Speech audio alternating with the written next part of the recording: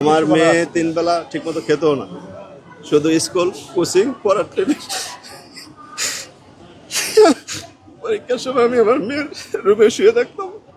মেয়ে বলতো, বাবা আমার শেষ কোর্স কমপ্লিট হয়েছে, তুমি আসো। বলতাম, বাবা আরেকটু দেখো। না বাবা, আমার কমপ্লিট। মেয়ে পরীক্ষা দিয়ে বাইরে বলতো যে আমি যা দিছি আমি ঠিক 100 ইনশাল্লাহ। কিন্তু সমাজ একটু খারাপ হয়েছিল, তারপরে বলছে আমার রিটেনে 100 পাবো। আমার মেয়ে তো কালকে রাত্রে থেকে ঘুমাইনি, সারা রাত্রে ঘুমায় নাই।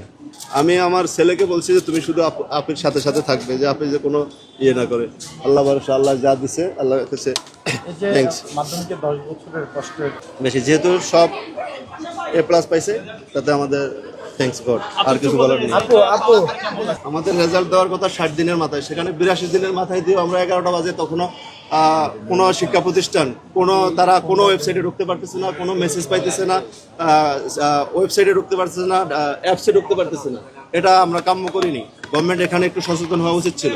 এটাই, এছাড়া আর কিছু বলার নেই। এখনো কেউ পায়নি, মাঝে মাঝে 1 2 জন। এই বিএনএস পরিবারে প্রায় 2500 পরীক্ষার্থী দিছে, স্টুডেন্ট ছিল, তারা মাত্র 2 3 জন পাইছে।